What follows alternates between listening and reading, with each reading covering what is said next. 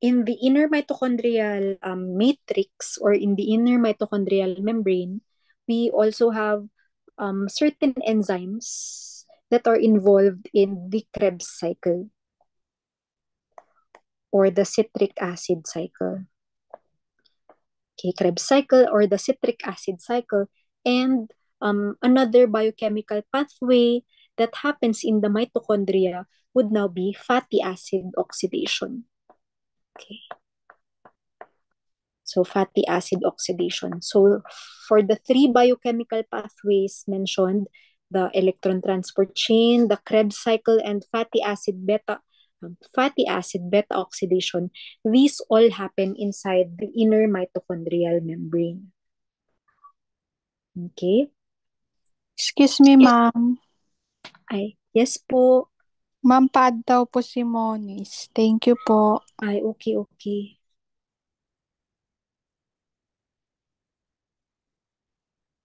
Thank you for notifying.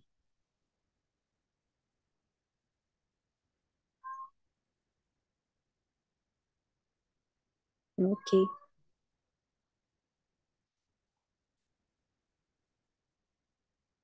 All right. So again, we have mentioned three biochemical pathways that happen in the inner mitochondrial membrane, primarily the electron transport chain, the Krebs cycle, and fatty acid beta oxidation. So all of these biochemical pathways, isa lang naman yung end product nila. It is the creation of energy in the form of ATP molecules. Okay? So aside from the production or creation of ATP molecules, or the production of energy for the cell, another function of the mitochondria will be in apoptosis or programmed cell death. Okay? So, burahin lang muna natin itong mga nandito.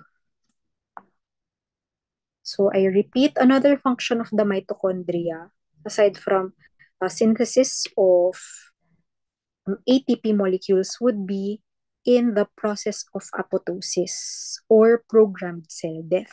Okay?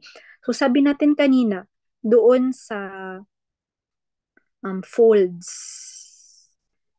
inside the mitochondria known as cristae, aside dun sa mga enzymes na nabanggit natin kanina, another substance released is the cytochrome, the cytochrome C.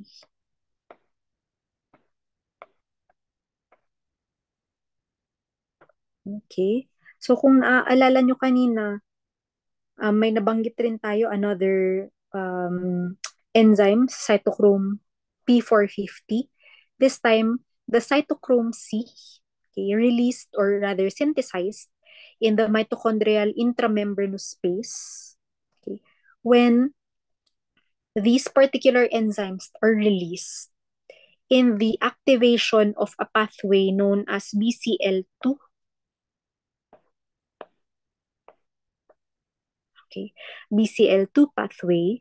Kapag na-activate itong pathway na ito, magkakaroon ng synthesis and release of cytochrome C from the mitochondria that would now lead to a series or cascade of enzymatic reactions.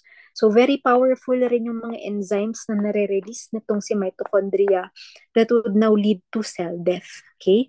So we have opposing functions of the mitochondria. Aside from yun nga, creation ng energy, kaya din patayin ni mitochondria yung cell via programmed cell death known as apoptosis. Okay. Okay. And then, ito pala hindi natin na-discuss kanina during the discussion of lysosomes. Pero this would be the last part of our lecture for today. One type or another membrane-bound organelle that is closely related to the lysosome would be the peroxisomes. Okay? So these peroxisomes, just like lysosomes, they also release enzymes. But in contrast with lysosomes, sabi natin kanina, di ba, si lysosomes, they release hydrolytic enzymes. Ngayon, si peroxisomes, they release oxidative enzymes or oxidases. Ano ba yung purpose ng oxidases na to?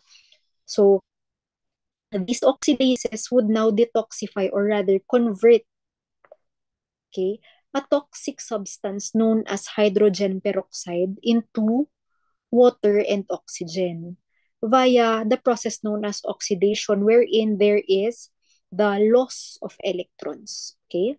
So when hydrogen peroxide is catalyzed by oxidases or oxidative enzymes, this would now lead to the formation of water and oxygen that are essentially non-toxic to the cell. Okay? Ay, sorry. Mali.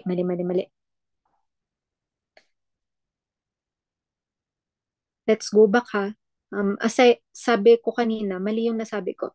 Sabi ko kanina, oxidase yung nagko-convert, di ba, sa hydrogen peroxide. Please erase that from your notes. Okay, nalito na ako. Let's go back ha. Burahin muna natin to. So going back, in peroxisomes, sabi natin kanina, in contrast with lysosomes, yan. So, these peroxisomes produce oxidative enzymes, okay? Oxidative enzymes known as oxidases.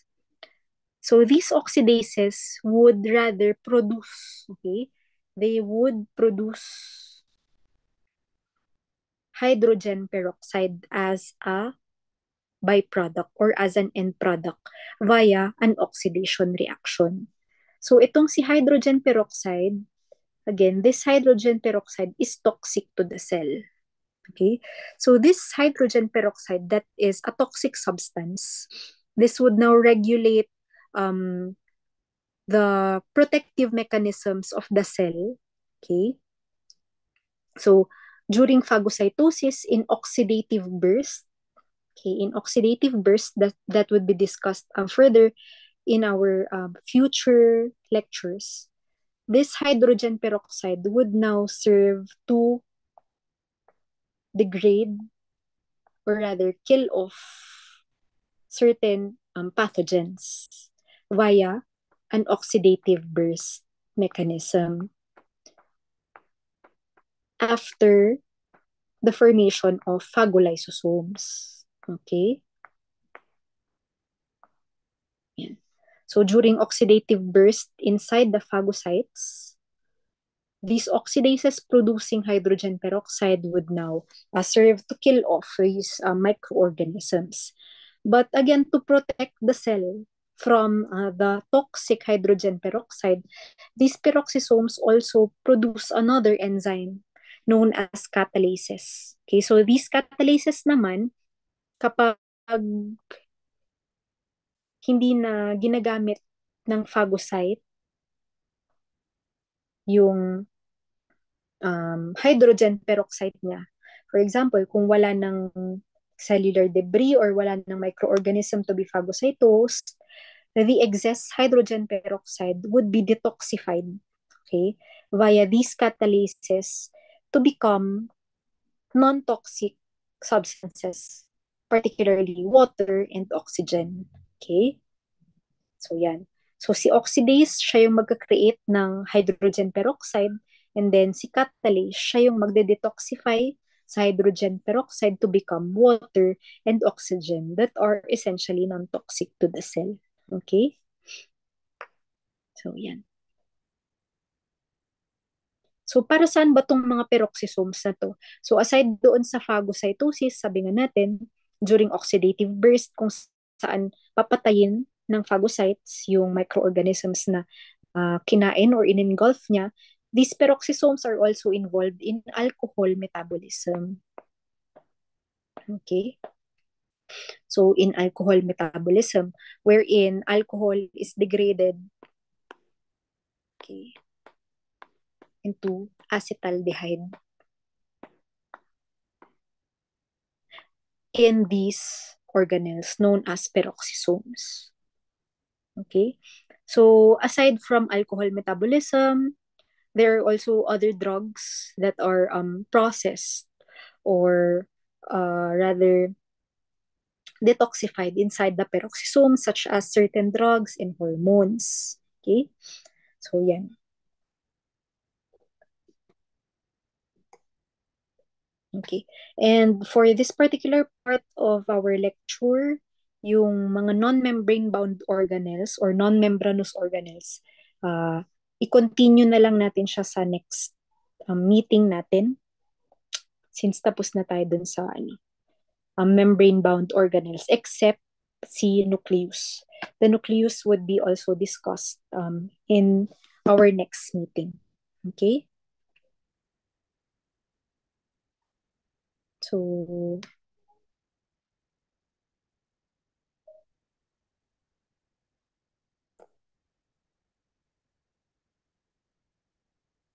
yan.